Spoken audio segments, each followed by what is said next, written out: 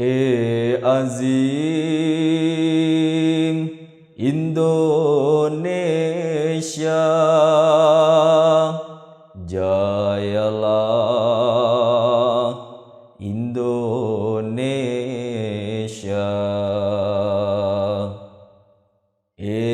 Azim Indonesia,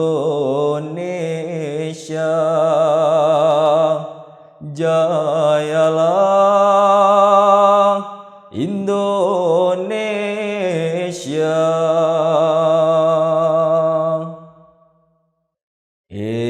Azim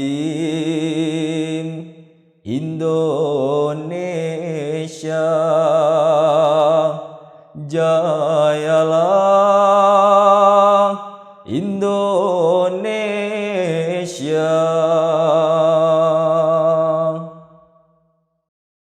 Di dalam kesempatan diskusi ini, untuk lebih mengenal, tadi Bapak Dr. Ai sudah mengatakan, kalau mengenal seliweran baik melalui sosmed maupun orang lain, bisa menjadi distorsi.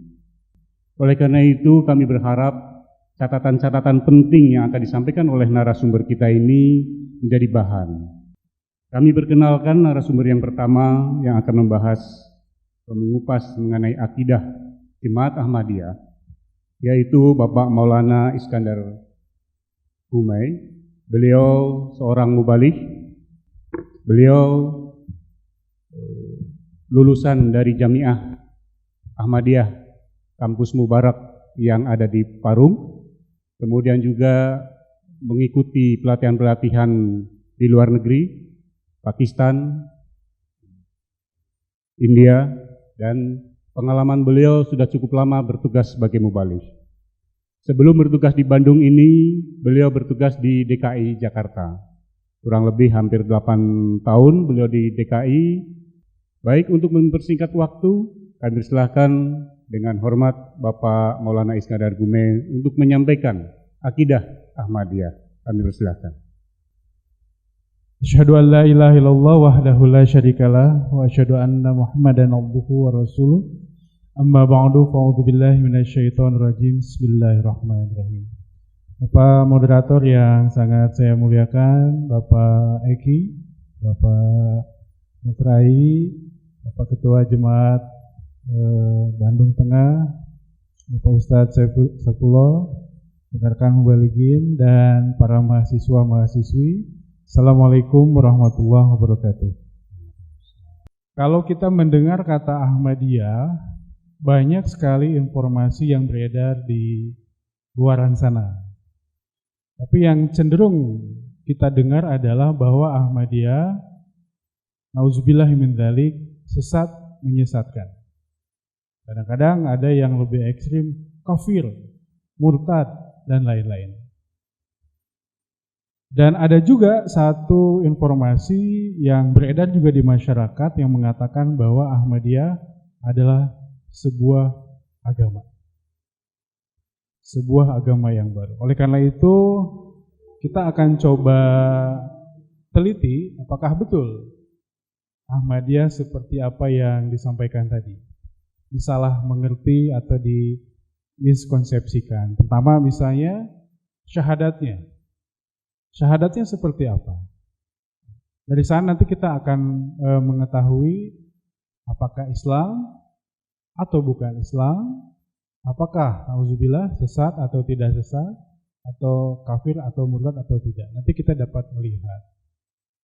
Lalu bagaimana kitab sucinya? Apa kitab sucinya? Karena dari sana pun nanti kita bisa juga mengetahui terkait apa itu Ahmadiyah. Nabinya siapa? Ya, dan ibadah sucinya kemana? Sebagai informasi, saya pribadi sebetulnya berasal dari keluarga Muhammadiyah. Jadi kakek saya termasuk di kampung ya, di daerah di bawah Gunung Salak, Sukabumi itu salah seorang pengurus Muhammadiyah. Lalu ibu saya masuk ke dalam Ahmadiyah di tahun 1985. Lalu ketika saya tanya ke ibu saya, Bu, apakah terasa berbeda ketika masuk Ahmadiyah dengan dulu ketika di Muhammadiyah? Katanya banyak samanya. Bedanya tentu ada. Ya, Muhammadiyah dengan NU beda, ada bedanya. Samanya banyak. Muhammadiyah dengan Persis ada bedanya tentunya. Tapi persamaannya jauh lebih banyak. Nah, ketika saya tanya kepada ibu saya ketika masuk Ahmadiyah, apa Bu bedanya? Ada bedanya. Nanti kita akan bahas. Tetapi yang ditekankan oleh ibu saya, persamaannya jauh lebih banyak. Bacaan sholatnya sama, gerakan sholatnya, ibadah hajinya, syahadatnya. Jadi seolah-olah seperti tidak masuk ke dimensi yang berlebihan. Betul-betul seperti sesuatu yang biasa dijalankan. Baik amalannya dari akidahnya. Oleh karena itu ketika saya meyakini itu, maka saya pun bergabung ikut Ahmadiyah ketika usia saya 14 tahun. Jika kita untuk melihat apakah Ahmadiyah itu Islam atau bukan Islam, salah satu cara yang bisa kita lihat adalah dengan meneliti apa rukun imannya. Bagaimana rukun iman? Di sini saya ketengahkan beberapa pandangan-pandangan dari pendiri Ahmadiyah yang diambil dari kitab-kitab beliau terkait rukun-rukun iman yang dipahami dan diyakini. Pertama, di dalam Ahmadiyah meyakini rukun iman yang sama dengan umat muslim, kaum muslimin pada umumnya. Pertama, iman kepada Allah. Ya. Yang kedua, iman kepada para malaikat. Iman kepada kitab-kitab Allah. Beriman kepada Nabi Allah pada hari akhir dan kepada qada dan qadar. Jadi sebetulnya dalam konteks rukun iman, Jemaat Ahmadiyah dengan jamaah non-Ahmadiyah sebetulnya memiliki ikatan rukun iman yang sama. Dan betul-betul tidak ada perbedaan di dalamnya. Itu yang pertama. Yang kedua, terkait rukun Islam. Ya. Karena juga kita ingin melihat bagaimana pondasi dari keislamannya. Kalau kemudian Ahmadiyah dikatakan bukan agama yang baru, tetapi menjadi bagian dari kelompok Islam, lalu bagaimana rukun Islamnya? Tentunya dengan syahadat yang sama. Asyhadu an la ilaha illallah wa asyhadu anna Muhammadar Rasulullah. Aku bersaksi bahwa tiada Tuhan selain Allah dan aku bersaksi bahwa Muhammad adalah utusan Allah Ta'ala. Yang kedua, sholat 5 waktu. Jadi di dalam Ahmadiyah pun tadi Pak Moderator sudah mengatakan, Pak Ketua mohon maaf, banyak mahasiswa, mahasiswi atau masyarakat yang biasa sholat di sini. Dan mereka melihat, mereka menyaksikan apakah orang Ahmadiyah juga mendirikan sholat, dan itu kita lakukan. Sholat 5 waktu. Dan sholat-sholat nafal lainnya. Lalu puasa. Tentunya kita memiliki pelaksanaan puasa yang sama, puasa Ramadan kemarin, selama ada yang 29 hari, ada yang 30 hari. Tapi intinya adalah melaksanakan ibadah Ramadan, puasa di bulan suci Ramadan sebagai bagian rukun Islamnya. Kemudian membayar zakat 2,5%. Kemudian yang terakhir adalah ibadah haji. Nah, ini yang terkadang informasi di luaran sana senantiasa ada kesalahpahaman. Dikatakan bahwa Ahmadiyah ibadah hajinya ke India, ke Kadian katanya ya. Oh, kemudian tadi saya lupa, kitab sucinya dulu tadi saya terlupakan. Kitab sucinya katanya tazkirah. Dikatakan seperti itu di luar sana. Memiliki kitab suci sendiri. Padahal Ahmadiyah kitab sucinya adalah kitab suci Al-Qur'an. Rekan-rekan bisa dicek di sini dan alhamdulillah jemaat Ahmadiyah sedang memiliki program menerjemahkan Al-Qur'an ke dalam 100 bahasa di dunia. Kurang lebih 70% saat ini sudah diterjemahkan dan masih dalam proses menuju penyempurnaannya kembali. Kemudian tadi ada yang terlupakan, nabinya. Nabinya adalah Nabi Muhammad Rasulullah Sallallahu Alaihi Wasallam, al-khatamun nabiyyin. Nanti kita akan bahas lebih jauh. Nah, ibadah hajinya tentu adalah ke Mekah al-Mukarramah. Tadi Pak Moderator mengatakan bahwa saya pernah pendidikan di Kadian yang dikatakan oleh sebagian orang naik haji ke sana, itu tidak benar. Saya melihat sendiri, saya memperhatikan, meneliti, tidak ada sama sekali praktek haji di sana. Yang ada adalah praktek untuk mengadakan pertemuan tahunan selama 3 hari. Yang diisi dengan ceramah-ceramah, kemudian sholat, dan kemudian mengadakan silaturahim. Jadi dari berbagai negara. Tapi bukan ibadah haji. Tidak ada rukun untuk tawaf, sa'i, dan lain-lain, tidak ada. Jadi murni adalah sebuah pertemuan rohani yang bersifat tahunan selama 3 hari. Nah, lantas apa perbedaannya? Nah, dari sinilah yang kemudian kita nanti mudah-mudahan bisa gali bersama, kita eksplor bersama. Ada 3 hal utama sebetulnya perbedaan antara Ahmadiyah dengan non-Ahmadiyah. Yang pertama, Ahmadiyah meyakini bahwa Nabi Isa alaihissalam Israeli itu sudah wafat, sudah meninggal sebagai manusia secara wajar. Itu yang pertama.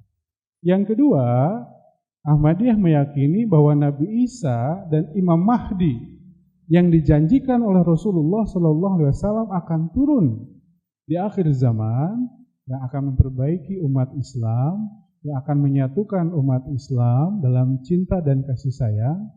Dalam pandangan Ahmadiyah sudah turun. Dalam wujud pendiri Ahmadiyah, Hadrat Mirza Ghulam Ahmad. Mayoritas umat Islam sampai hari ini masih menunggu, masih menantikan sosok itu. Adapun di Ahmadiyah, sosok yang dinantikan itu sudah datang dalam wujud pendiri Ahmadiyah, Hadrat Mirza Ghulam Ahmad. Jadi intinya adalah Ahmadiyah meyakini sudah datang, non-Ahmadiyah meyakini belum datang. Jadi perbedaannya di situ. Dan yang ketiga, di dalam Ahmadiyah kami meyakini bahwa janji Rasulullah SAW bahwa khilafah ala minhajin nubuwah itu sudah berdiri. Rasulullah SAW berjanji bahwa nanti di akhir zaman, selain datangnya Imam Mahdi, akan tegak juga khilafah ala minhajin nubuwah. Nah, Ahmadiyah meyakini bahwa khilafah yang dijanjikan itu telah berdiri dalam khilafat al-Masih. Oke, next. Lalu sekarang terkait apa dasar pijakan tentang poin nomor 1 tadi, bahwa Nabi Isa alaihissalam sudah wafat. Jika kita melihat sebagian di antara umat Islam memiliki pandangan yang berbeda tentang Nabi Isa ini. Sebagian berpendapat bahwa Nabi Isa tidak disalib. Wa ma qataluhu wa ma salabuhu walakin syubbiha lahu. Dari ayat ini terjadi perbedaan penafsiran dan pemaknaan bahwa Nabi Isa tidak disalib dinaikkan ke langit. Nah, di dalam Al-Qur'an di banyak tempat Allah Subhanahu wa taala sebetulnya telah mengisyaratkan dengan sangat jelas bahwa Nabi Isa alaihissalam telah wafat.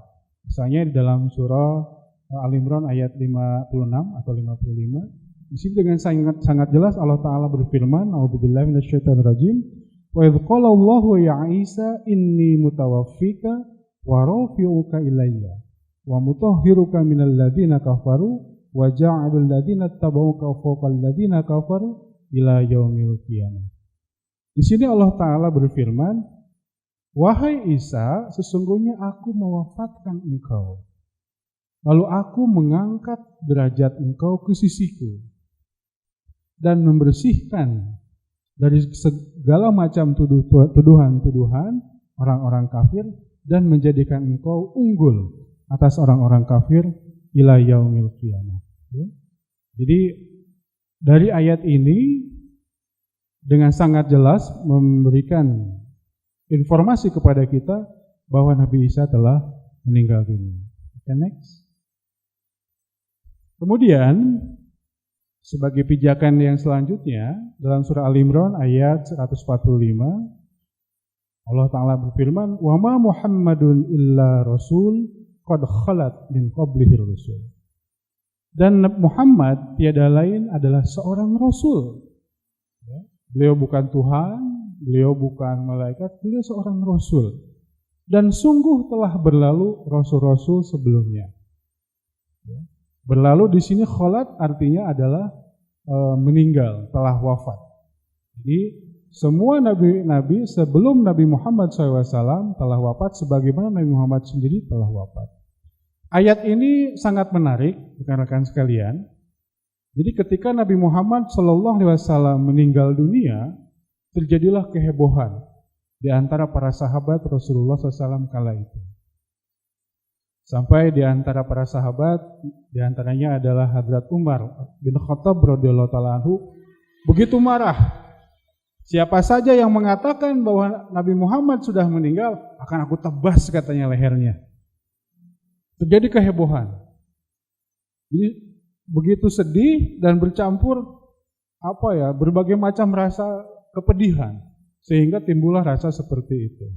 Nah, dalam kegentingan suasana, maka Hadrat Abu Bakar Siddiq radhiyallahu ta'ala anhu berdiri di atas mimbar dan menyampaikan ayat ini bahwa Muhammad bukanlah Tuhan, Muhammad bukanlah yang kekal abadi, dan barang siapa yang menyembah Tuhan akan kekal abadi. Muhammad adalah manusia biasa dan Muhammad akan meninggal selayaknya nabi-nabi sebelum beliau. Jadi ayat ini memiliki sebuah penjelasan yang sangat mendalam tentang kewafatan Nabi Isa alaihissalam. Next. Kemudian dari surah Al-Maidah, di sini jelaskan dalam surah 118, wa kuntu alaihim syahidan ma dumtu fihim falamma tawaffaitani kunta anta raqiba alaihim wa anta ala kulli syai'in syahid. Jadi ada sebuah percakapan antara Nabi Isa dengan Allah Ta'ala. Di sini Nabi Isa mengatakan bahwa, ya Allah, selama aku hidup, aku akan menjaga kaumku, umatku.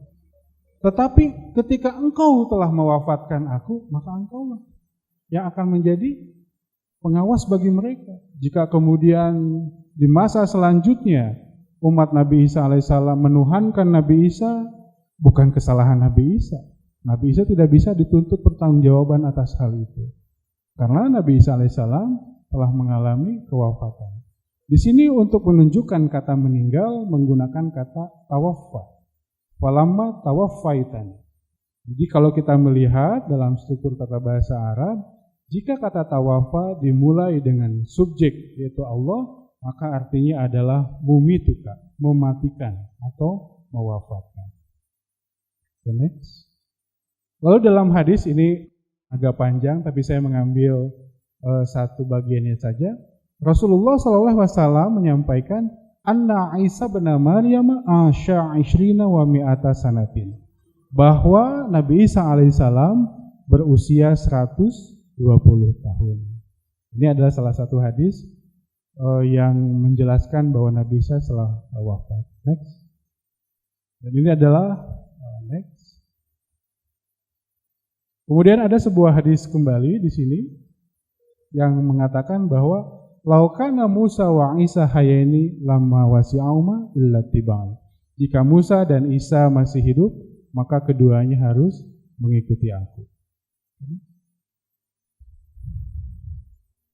Oh ya, maaf. Jadi ini mungkin rekan-rekan sekalian sebagai pembuka, nanti kita akan eksplor lebih jauh dalam tanya jawab. Jadi jika kemudian di luaran sana terjadi kesalahpahaman tentang Ahmadiyah, sejatinya diakibatkan kurangnya kita terbukanya ruang perjumpaan, ruang dialog, ruang diskusi seperti ini. Mudah-mudahan dengan kedatangan Bapak dosen, Bapak Ai, sekarang barangkali mahasiswa, bisa kemudian membuka sekat-sekat kesalahpahaman, sekat-sekat misinformasi, menjadi satu hal yang kita bisa saling memahami satu dengan lainnya. Demikian yang dapat saya sampaikan. Wa akhiru da'wana alhamdulillahirabbil alamin. Assalamualaikum warahmatullahi wabarakatuh. Waalaikumsalam warahmatullahi wabarakatuh. Baik, jazakumullah hasanul jazak kepada Bapak Maulana Iskandar Gumai. Adik-adik peserta diskusi, kita buka tanya jawab. Boleh jadi adik-adik semua sudah memiliki catatan-catatan penting untuk mengelaborasi kembali apa yang telah disampaikan oleh Pak Iskandar Gumai. Perkenalkan, nama saya Acil Goliatullah. Saya mahasiswa dari UIN Sunan Gunung Jati, jurusan Perbandingan Mada dan Hukum, Fakultas Syariah dan Hukum. Asal saya dari Sukabumi. Yang pertama, bagaimana cara metodologi Ahmadiyah dalam pengambilan hukum ataupun istinbat hukum gitu? Mungkin satu itu. Nah, bagaimana metodologi Ahmadiyah dalam mengambil sebuah hukum? Ya, ini memang menjadi satu kajian dalam Ahmadiyah sendiri dan menjadi sebuah fondasi. Karena untuk mendapatkan sebuah nilai tersebut tentu kita tidak lepas dari metodologi yang tepat. Di dalam Ahmadiyah tentu sumber hukum yang pertama dan utama adalah Al-Quran Al-Karim. Jadi kita mengambil sumber dasar pengambilan hukumnya dari Al-Quran. Dan bagaimana Ahmadiyah dalam memahami Al-Quran itu pun memiliki beberapa cara. Misalnya untuk memahami Al-Quran, cara menafsirkannya bisa Al-Quran yufassiru ba'duhu ba'du. Jadi satu ayat menafsirkan kepada ayat yang lain. Kemudian Al-Quran ditafsirkan dengan Sunnah Rasulullah, Al-Quran ditafsirkan dengan hadis, dan lain sebagainya. Ada beberapa metodologinya. Nah, yang kedua, sumber hukum dalam Ahmadiyah adalah as-sunnah. Jadi, kalau kita lihat kan hadis ini baru muncul beberapa ratus tahun kemudian setelah Rasulullah SAW wafat.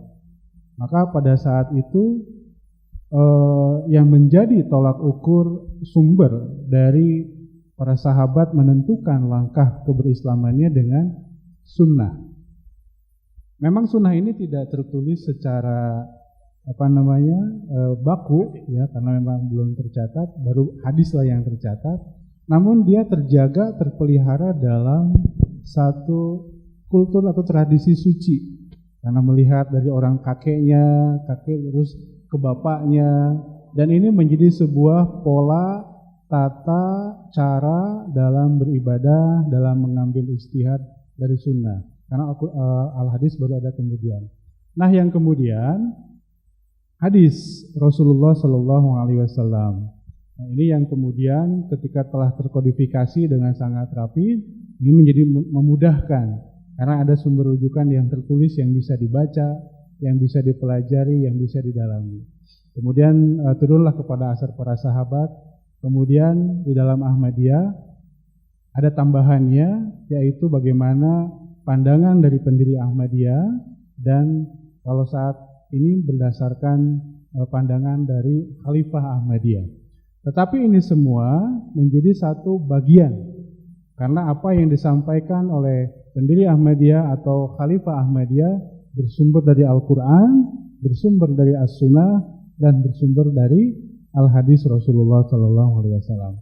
Oleh karena itu, metodologi inilah yang terus dijaga dan dipelihara di dalam masa usia Ahmadiyah. Sudah 130 tahun lah usia Ahmadiyah ini. Bismillahirrahmanirrahim. Assalamualaikum warahmatullahi wabarakatuh. Waalaikumsalam warahmatullahi wabarakatuh. Terima kasih sebelumnya kepada moderator dan pemateri yang mengizinkan saya bertanya. Perkenalkan, nama saya Faris Muhammad Dafa dari jurusan Perbandingan Mazhab dan Hukum semester 2. Di sini Imam Mahdi Mirza Ghulam Ahmad dijelaskan memenuhi kriteria sebagai Imam Mahdi. Salah satunya adalah sesuai dengan gerhana bulan ya. Nah, tapi ada dua hadis Pak yang masih menjadi pertanyaan saya, yaitu hadis riwayat Abu Dawud nomor 4244 yang berbunyi Al-Mahdi min itroqi min walidin Fatimah, yang artinya Al-Mahdi itu berasal dari keluargaku, dari keturunan Fatimah. Yang kedua adalah Sunan Abu Dawud nomor 4288 yang berbunyi, akan ada seorang laki yang keluar dari Mekah ke Madinah, kemudian laki-laki tersebut dibaiat di Rukun Yamani dan Makam Ibrahim. Nah, yang ingin saya tanyakan Pak, bagaimana pandangan Ahmadiyah terhadap hadis tersebut yang menjelaskan bahwa Ahmadi itu berasal dari keturunan Fatimah dan dibaiat di Rukun Yamani dan Makam Ibrahim. Terima kasih. Wassalamualaikum warahmatullahi wabarakatuh. Memang ada sebuah hadis yang diriwayatkan oleh Imam Daruqutni, inna limahdina ayatain lam takuna mundu khalqis samawati wal ard tankasifu fi syamsi min awwali lailati bin shaumi ramadan wa tankasifu syamsu bin nifsi minhu. Di situ dijelaskan bahwa bagi mahdi kami, inna limahdina, sesungguhnya bagi mahdi kami ada dua tanda. Mengapa ada istilah mahdi kami? Artinya akan ada mahdi yang bukan datang dari kami. Artinya akan ada mahdi yang palsu. Nah, mahdi yang asli ini memang luar biasa. Kesaksiannya harus melibatkan fenomena alam. Yang dimana dalam hadis disebutkan oleh Rasulullah, lam takuna mundu khalqis samawati wal ard, yang belum pernah terjadi sejak bumi dan langit diciptakan, yaitu terjadi gerhana bulan dan gerhana matahari dalam satu bulan suci Ramadan. Masya Allah, ini sebuah tanda yang luar biasa. Itulah mengapa tadi Pak Eki sudah jelaskan di awal, ketika pendiri Ahmadiyah mendakwakan dirinya sebagai Imam Mahdi, itu kurang lebih 200 ulama besar di Hindustan, yang sekarang jadi India, menuntut tanda itu. Dan tuntutan disampaikan secara terbuka, tertulis, diumumkan secara terbuka, meminta tanda ini agar diwujudkan. Mendapatkan tantangan tuntutan tanda ini, pendiri Ahmadiyah tidak mundur dan beliau tidak lari. Beliau terima tantangan itu dan beliau jawab tantangan itu secara terbuka juga dengan sebuah pengumuman yang disebarkan secara luas. Beliau sampaikan bahwa saya terima tantangan ini karena ini memang hadis Rasulullah SAW, dan beliau mengatakan bahwa di dalam bulan suci Ramadan di tahun ini 1894 itu akan terjadi. Masya Allah, ini tidak main-main memang ya, dituntut tanda alam, dan beliau sendiri menyanggupi dan bersedia menentukan kapan akan terjadinya. Nah, ini memang tidak mudah dan tidak main-main. Saya ingin menjelaskan secara konteks sejarah dulu. Tadi Pak Eki sudah sampaikan secara kejadian alamnya tercatat di Boska. Dalam buku ini pun sudah dijelaskan oleh Pak Eki, alhamdulillah. Saya dalam konteks sejarahnya. Nah, pada saat itu pendiri Ahmadiyah lalu memanggil jamaahnya untuk berkumpul di Kadian. Jadi beliau meminta seluruh yang ada di Hindustan itu datang ke Kadian untuk berdoa kepada Allah Ta'ala. Ini ada tantangan yang sangat besar, yang serius, tidak main-main, dan kita harus berdoa kepada Allah Ta'ala karena kita akan membuktikannya di bulan Ramadan ini. Dan dengan karunia Allah Ta'ala, di dalam bulan suci Ramadan yang beliau janjikan, terjadilah gerhana bulan di awal bulan suci Ramadan dan gerhana matahari di pertengahannya. Dan ini dengan sangat jelas nampak di Kadian dan di Hindustan dan juga di beberapa bagian negara lainnya. Dan dampak dari terwujudnya tantangan ini, ribuan orang masuk Ahmadiyah pada saat itu. Ya. Karena ini disampaikan secara terbuka, bahkan sampai dikabarkan sampai ke Amerika bahwa tengah terjadi sebuah tuntutan tanda dan ini terjadi, dan ribuan orang masuk ke dalam Ahmadiyah. Jadi memang tidak mudah untuk mendakwakan diri sebagai Imam Mahdi yang benar karena harus disertai dengan tanda alam seperti itu. Perbedaannya adalah beliau tidak mengaku-ngaku atas tanda yang sudah terjadi, tetapi beliau menyampaikan akan terjadi, waktunya kapan, dan itu terjadi. Jadi ini menjadi sebuah tanda bukti kebenaran pendakwaan Hazrat Mirza Ghulam Ahmad alaihissalam sebagai Imam Mahdi, dan hal inilah yang juga kami pegang sampai hari ini. Karena kami pun tentu harus meminta bukti kan. Kami pun harus memiliki sandaran yang kuat apakah betul Mirza Ghulam Ahmad Imam Mahdi atau bukan. Nah, kejadian ini yang tercatat dalam lembar sejarah, bahkan di Bosca sendiri sudah terbukti menjadi sebuah salah satu pembuktian bahwa beliau adalah Imam Mahdi yang dijanjikan oleh Rasulullah SAW berdasarkan hadis yang tadi. Nah, tadi Kang Faisal juga menyebutkan tentang hadis Al-Mahdi min itrati mi wuldi Fatimah, bahwa Mahdi itu adalah keturunanku dari garis putranya Fatimah. Di dalam salah satu sabda pendiri Ahmadiyah, beliau mengatakan bahwa saya pun adalah keturunan. Makanya nama beliau itu Mirza. Jadi dalam kultur keturunan Rasulullah SAW, kita mendengar ada beberapa istilah. Ada Sayyid, Sayyidah, ada Habib, ada Habibah. Nah, di benua di Iran, kemudian di India, Mirza adalah tanda bahwa beliau adalah keturunan Nabi Muhammad SAW. Beliau memang dari garis keturunan Hasan radhiyallahu taala anhu. Memiliki garis yang kemudian beliau katakan dari garis itulah aku dilahirkan sebagai keturunan Rasulullah Sallallahu Alaihi Wasallam. Jadi pertanyaannya sangat menarik, hatur nuhun, Faisal. Bagus sekali. Baik, bismillahirrahmanirrahim. Perkenalkan, nama saya Muhammad Fazlur Rahman Azmi. Saya mahasiswa jurusan Perbandingan Mazhab dan Hukum asal dari Brebes.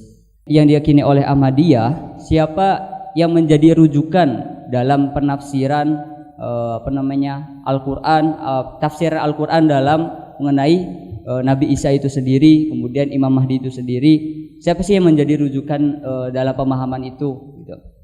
Kemudian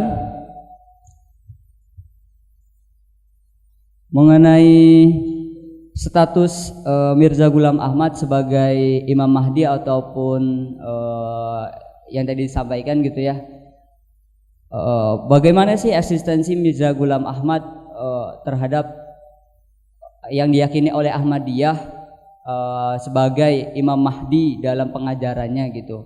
Apakah Imam Mahdi ini sebagai nabi tambahan atau Imam Mahdi ini masih mengikuti syariat Nabi Muhammad SAW. Kemudian yang kedua itu mengenai al-ahkam syariah, mengenai hukum Islam itu sendiri. Bagaimana sih pandangan Ahmadiyah mengenai imam mazhab yang dikenal oleh Muslim pada umumnya, al-imam al-madzhab al-arba'ah gitu. Terima kasih. Assalamualaikum warahmatullahi wabarakatuh. Waalaikumsalam warahmatullahi wabarakatuh. Terkait bagaimana cara Jemaah Ahmadiyah memaknai, cara menafsirkannya ya, terkait wafatnya Nabi Muhammad SAW berdasarkan Al-Quran. Yang pertama memang dari ayat-ayat tadi yang dijelaskan itu, yang tadi disampaikan hanya 3 ya, 3. Masih ada beberapa ayat-ayat lainnya, baik yang akli maupun nakli, tentang Rasulullah Nabi Isa alaihissalam wafat. Nah, memang yang menjadi kajian bersamanya tentang wafatnya Rasulullah SAW itu, Nabi Isa alaihissalam, dari kata tawaffa. Bisqalallahu ya Isa inni mutawaffika.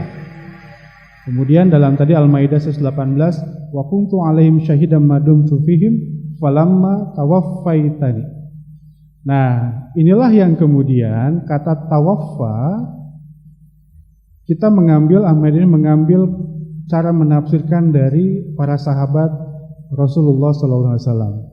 Hadrat Ibnu Abbas radhiyallahu taala anhu, salah seorang mufassirin di kalangan sahabat Rasulullah SAW, memberikan satu makna tentang tawaffa, bahwa tawaffa di sini adalah ketika subjeknya Allah Ta'ala, kemudian maf'ulnya atau objeknya adalah makhluk hidup atau manusia, maka Hadrat Ibnu Abbas mengatakan tawaffa di sini artinya mumituka, artinya mewafatkan. Ini yang kemudian dipahami oleh Ahmadiyah menafsirkan kata tawaffa. Jadi betul-betul berdasarkan ayat dengan ayat yang sama, beberapa ayat misalnya kullu nafsin dha'iqatul maut misalnya, secara dalil yang masuk akal. Sesungguhnya setiap yang bernyawa pasti akan meninggal. Itu kan dalil akal. Kemudian ditafsirkan oleh ayat yang lain. Jadi saling menafsirkan dari satu ayat dengan ayat yang lain.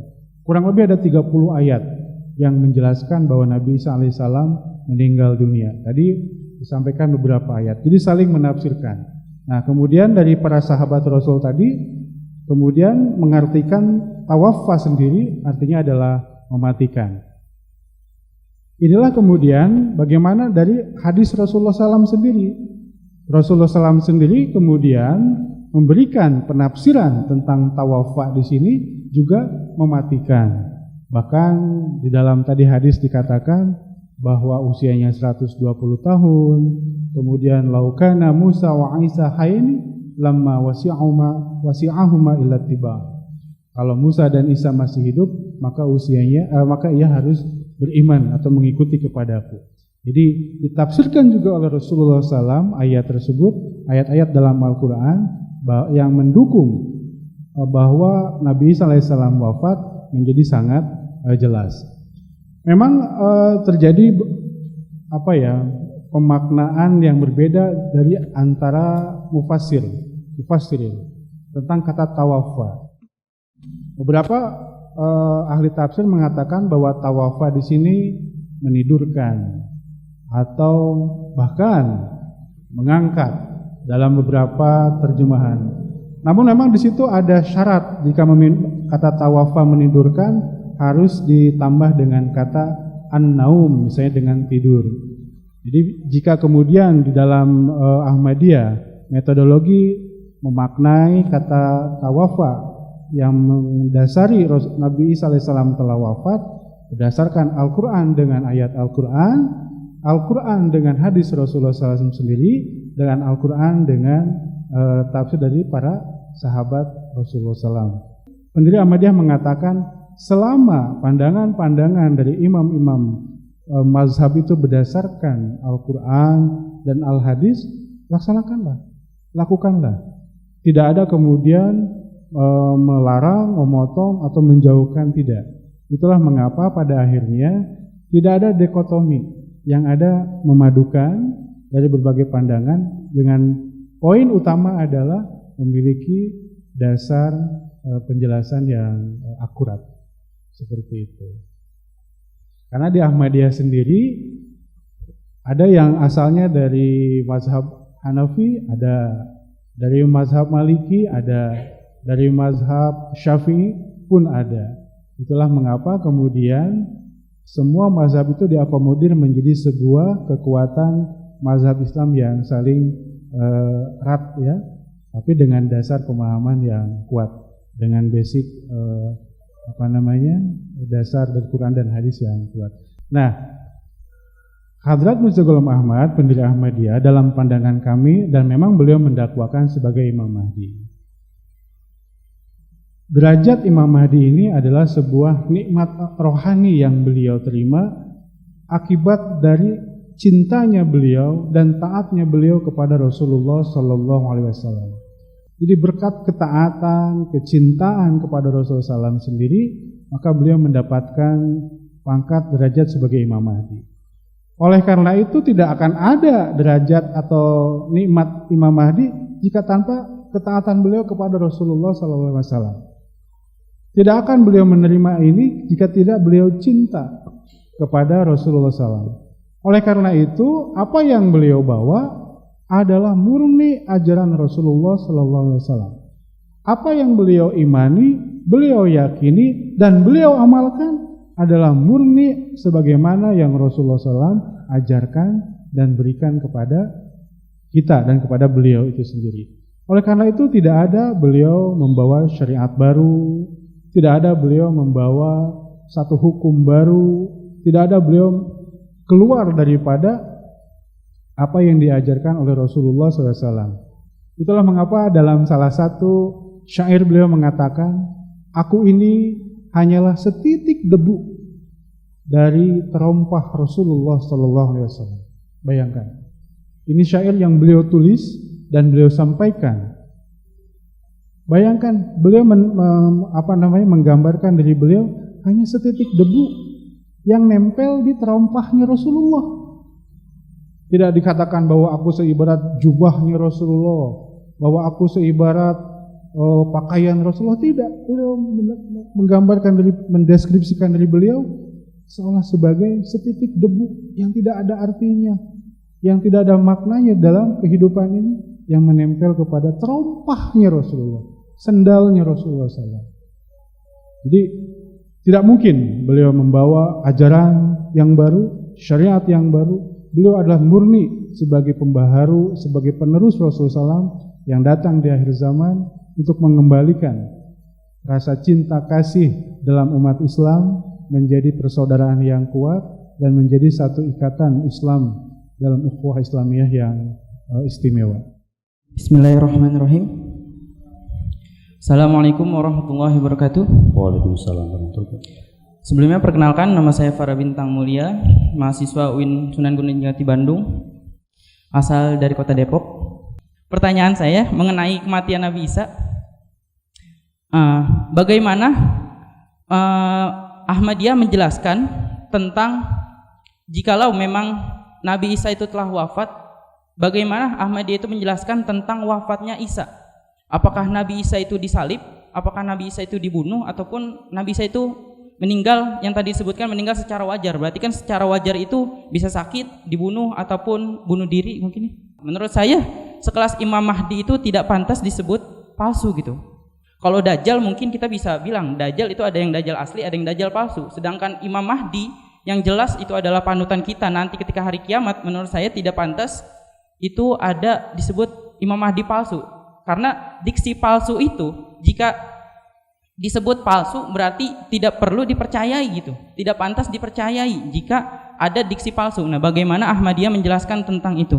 Mungkin segitu saja.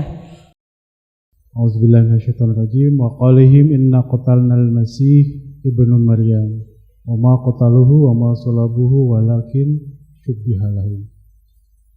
Di dalam ayat ini tertulis bahwa, ini artinya dulu ya, dan mereka orang-orang Yahudi mengatakan bahwa kami telah membunuh Al-Masih. Tidaklah mereka membunuhnya, wama qataluhu wama solabuhu, dan tidak pula mereka menyalibnya, walakin syubbiha lahum, melainkan beliau disamarkan.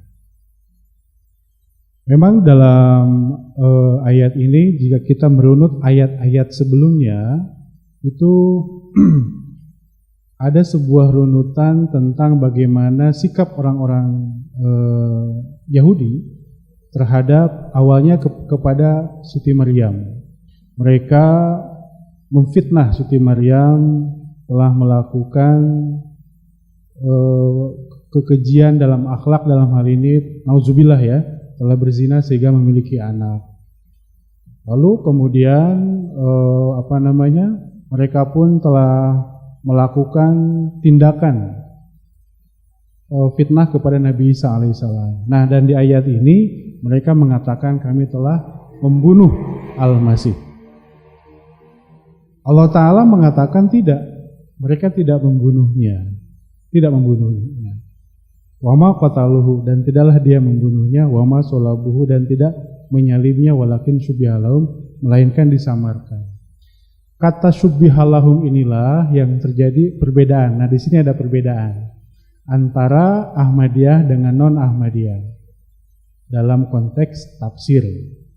Bahwa kalangan non-Ahmadiyah mengatakan bahwa syubbihalahum, disamarkan itu artinya Nabi Isa alaihissalam disamarkan dalam konteks fisik, badan, jasad.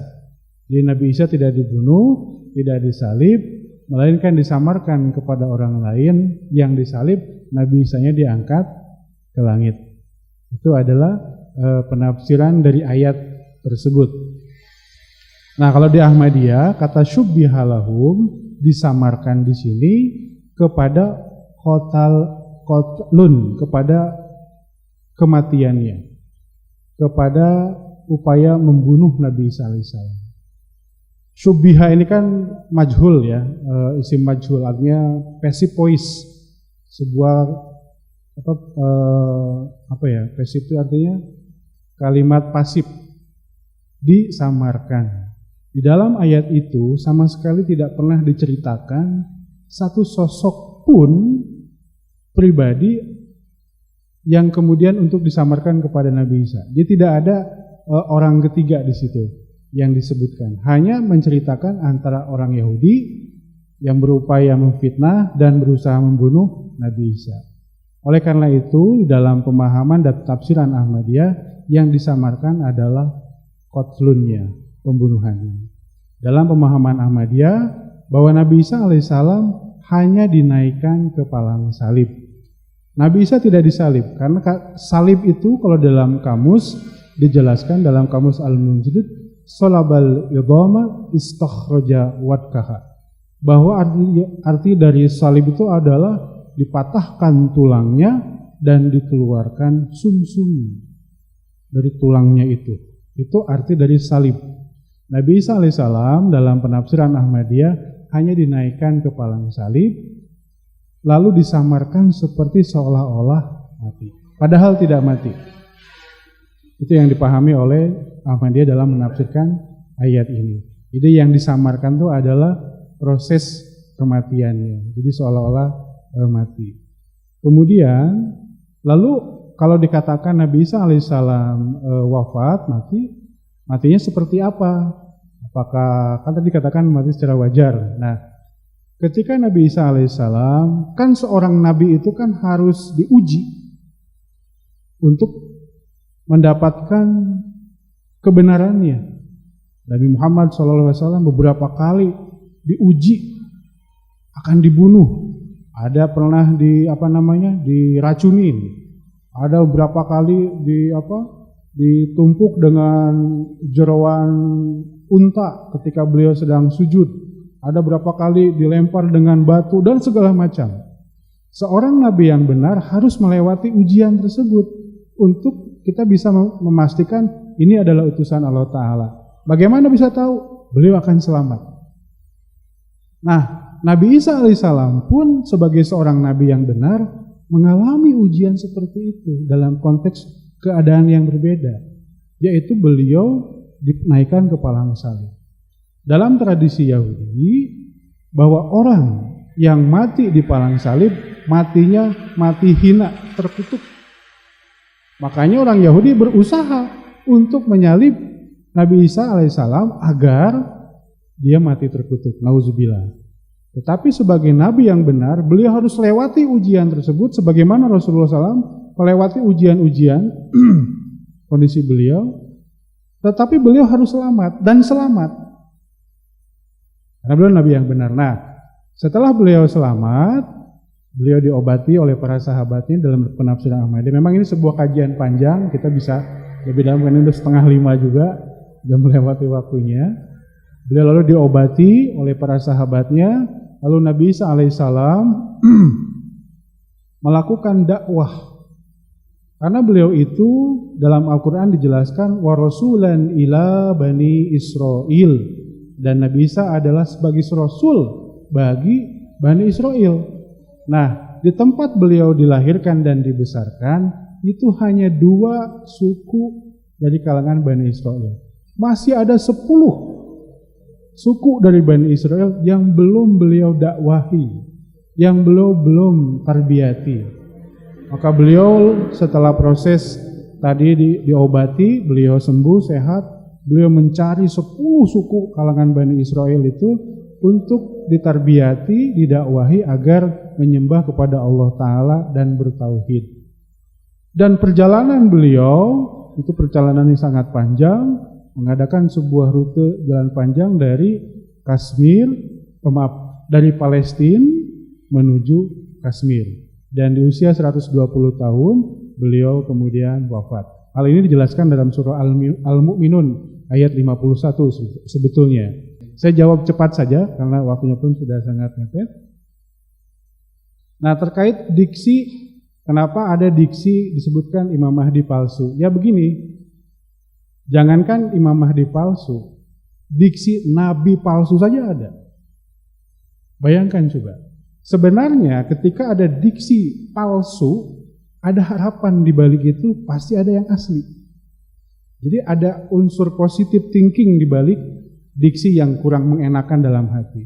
Kalau ada nabi yang benar, jangan kaget jika ada nabi yang palsu.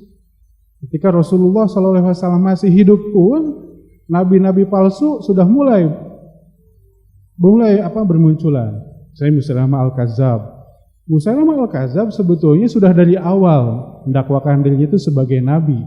Tetapi memang di zaman Hadrat Abu Bakar Siddiq radhiyallahu taala anhu, upaya beliau itu memang sangat parah lah ya, sampai menantang perang, pemberontakan, kemudian menghindari dari zakat, sehingga diperangi oleh Hadrat Abu Bakar Siddiq radhiyallahu taala anhu. Dan setelah Musailamah Al-Kadzab, dalam rangkaian sejarah begitu banyak nabi-nabi palsu. Dalam hadis disebutkan ada 30 nabi palsu. Bayangkan, Rasulullah SAW mengatakan akan terjadi setelahku nabi-nabi palsu. Jumlahnya 30. Salasuna disebutkan di situ. Jadi diksi ini sebenarnya menjadi sebuah, memang tidak mengenakan, tapi ada harapan. Pasti ada nabi yang benar. Imam Mahdi pun demikian.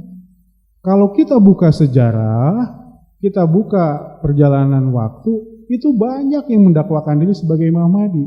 Kalau kita buka, lebih dari 100 orang yang mendakwakan dirinya sebagai Imam Mahdi. Kan tidak mungkin semuanya benar. Dan faktanya, sebuah kebenaran itu akan tetap terjaga, akan tetap terbukti, akan tetap memberikan manfaat. Jadi ketika tadi saya mengatakan bahwa ada diksi, tanda petik Imam Mahdi palsu, karena ada hadis Rasulullah SAW, Inna limahdina, sesungguhnya bagi Mahdi kami. Ini kan sebuah penekanan bahwa kalau Mahdi kami yang benar begini, tandanya tadi ada gerhana bulan dan matahari dalam satu bulan suci Ramadan. Dalam kata lain, pasti akan ada nanti pengakuan sebagai Mahdi, bukan yang dari sesungguhnya dari kami. Itulah mengapa tadi saya mohon maaf kalau kemudian diksi ini mengganggu, tidak ada niatan, tetapi maksudnya di balik itu sebetulnya ada harapan yang sangat besar bahwa Imam Mahdi adalah sebagai sebuah harapan bagi kita. Imam Mahdi adalah sebagai sosok yang akan menyelamatkan kita, memersatukan kita, membawa kedamaian. Itu menjadi tentunya harapan kita bersama, dan memang menjadi sebuah tugas kita mencari Imam Mahdi yang benar mana. Bahkan di Indonesia saja kan yang mengaku Imam Mahdi banyak. Di Karawang mengaku Imam Mahdi ada. Di Makassar, Sulawesi Selatan ada sebagai Imam Mahdi. Bahkan di Bogor, di Sentul juga ada. Waktu saya di Jakarta yang mengaku Imam Mahdi juga ada. Tapi apakah semua Imam Mahdi ini benar? Kan tidak. Kita harus uji, terus uji. Bahkan kalau perlu kita tuntut ya, pembuktiannya sejauh mana kebenarannya. Jadi itu yang dapat saya sampaikan. Terima kasih Pak Moderator. Terima kasih juga akan pertanyaannya luar biasa. Masya Allah.